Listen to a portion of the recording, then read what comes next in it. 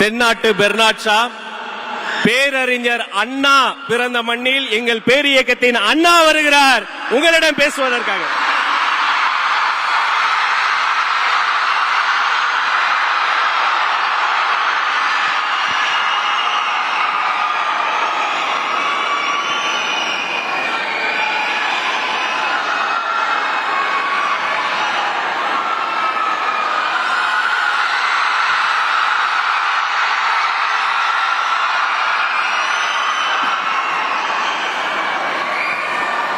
நாட்டுக்காக உழைப்பதற்கு அண்ணா பிறந்தார்.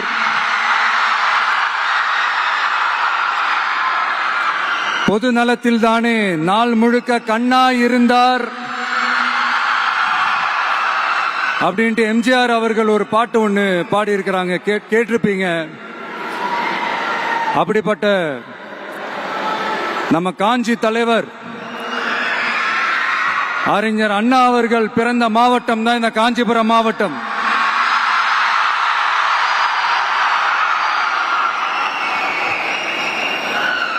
தன்னுடைய வழிகாட்டின்றதுனாலேயே தான் ஆரம்பிச்ச கட்சியினுடைய கொடியில அறிஞர் அண்ணா அவர்களை வச்சவர் எம்ஜிஆர்.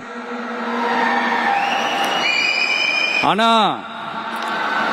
அறிஞர் அண்ணா அவர்கள் ஆரம்பிச்ச அந்த கட்சியை அதுக்கப்புறம் கைப்பற்றினவங்க என்னெல்லாம் பண்றாங்கன்னு நான் சொல்லிதான் உங்களுக்கு தெரியணுமா என்ன? மக்களே, உங்களுக்கு தான் அது நல்லா தெரியுமே.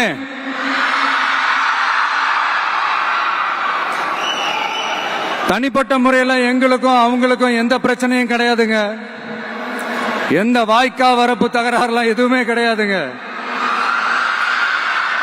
அப்படியே இருந்தாலும் அது நம்ம கண்டுக்கவே போறது இல்லைங்க. தனிப்பட்ட முறையில் அவங்களுக்கு வேணா நம்ம மேல வன்மத்தோட இருக்கலாங்க. ஆனா நாமெல்லாம் அப்படி கிடையவே கிடையாதுங்க. ஆனா உங்களை என்ன நம்ம எல்லாரையும் பொய் சொல்லி நம்ப வச்சு ஓட்டு போட வச்சு ஏமாத்தினாங்கல்ல,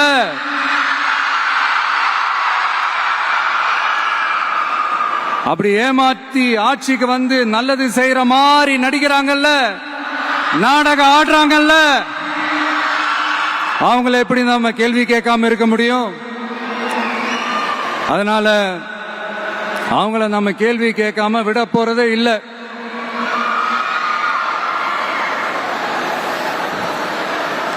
இதையே நான் காஞ்சிபுரம் மாவட்டத்தில் இருந்து நான் சொல்றேன்னா, தெரிஞ்சோ தெரியாமலோ இந்த மாவட்டத்துக்கும் நமக்கும் ஆட்டோமேட்டிக்காவே ஒரு கனெக்ஷன் ஒன்று ஏற்படுதுங்க.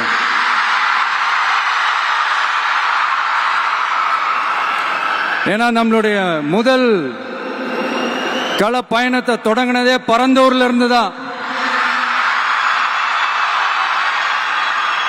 பரந்தூருக்கு போய் அந்த மண்ணில் நின்று அந்த மக்களுக்காக கேள்வி கேட்டதும் இதே அண்ணா அவர்கள் பிறந்த காஞ்சிபுரம் மாவட்டம் தான். இன்னைக்கு ஒரு பெரிய மனவேதனைக்கு அப்புறம் இந்த மக்கள் சந்திப்பு நிகழ்ச்சிக்கு வந்திருக்கிறதும் அதே அண்ணா அவர்கள் பிறந்த காஞ்சிபுரம் மாவட்டம் தான்.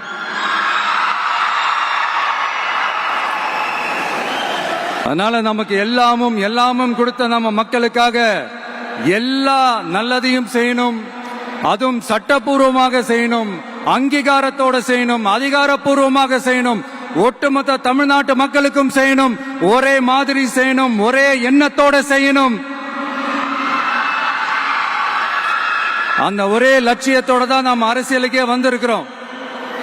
அதனாலதான் மக்களிடம் செல் அப்படின்னு சொன்ன அண்ணாவை கையில் எடுத்தோம்.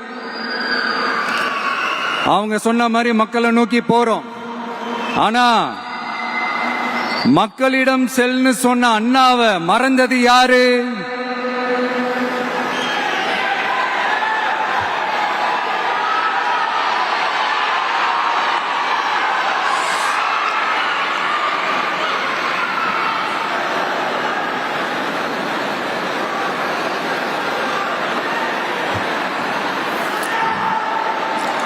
கொள்கையா? அதனப்பா கிலோ என்ன விலை என்னன்னு கேட்கிற அளவுக்கு அப்படி ஒரு கட்சியை ஒண்ணு நடத்திக்கிட்டு அந்த கட்சியினுடைய தலைவர் தமிழ்நாட்டு முதல்வர் சொல்றாரு, நமக்கு கொள்கை இல்லையா? எப்படி? நமக்கு கொள்கை இல்லையா? பிறப்புக்கும் எல்லா உயிருக்கும்னு ஒரு அடிப்படை கோட்பாட்டை நம்ம கட்சியினுடைய ஒரு முக்கிய கோட்பாட்டை அறிவிச்ச நமக்கு கொள்கை இல்லையா?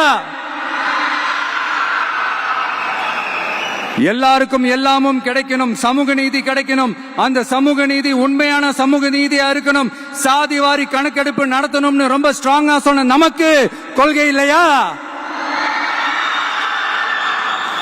CAA அறிவிச்சதுக்கு அப்புறம் அப்ப நம்ம கட்சி ஆரம்பிக்கிறதுக்கு முன்னாடியே எதிர்த்த நமக்கு கொள்கை இல்லையா?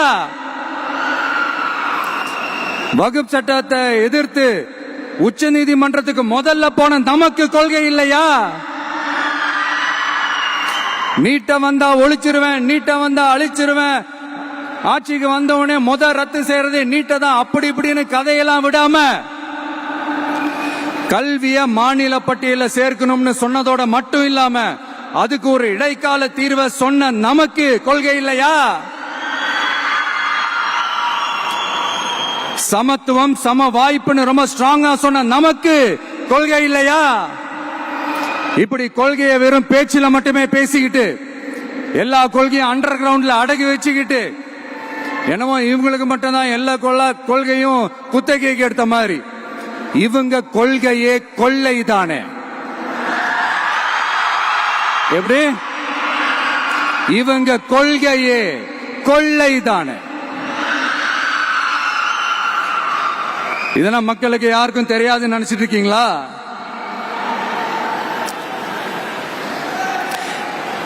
எங்க கட்சி ஒன்றும் சங்கரமணம் இல்லைன்னு சொன்னது யாரு? யார் சொன்னாங்க? ஏன் சொன்னாங்க? எதுக்கு சொன்னாங்க? இப்ப உங்க கட்சியில என்ன நடந்துகிட்டு இருக்குது அதையும் கொஞ்சம் யோசிச்சு பாருங்க, இதையும் கொஞ்சம் யோசிச்சு பாருங்க. அதனால பாப்பா, பவள விழா பாப்பா, நீ பாசாங்கு காட்டாத பாப்பா, நீ நல்லவர்கள் போல் நடிப்பதை பார்த்து நாடே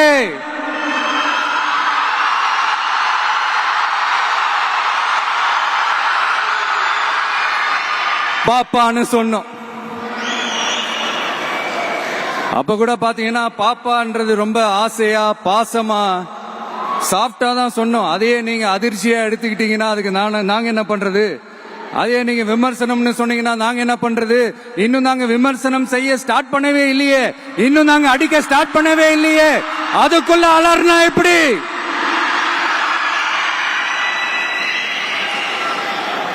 அதனால உங்க அரசவை புலவர்கள் யாராவது இருந்தாங்கன்னா கர்ச்சீஃப் எடுத்து அவங்க கண்ணீரை துடைத்து விடுங்கள். சரி, அது அவங்க பிரச்சனை, அவங்க பாத்துக்கிட்டோம். நமக்கு எப்பவுமே மக்கள் தாங்க, மக்களுடைய பிரச்சனை பத்தி பேசுறது தான்.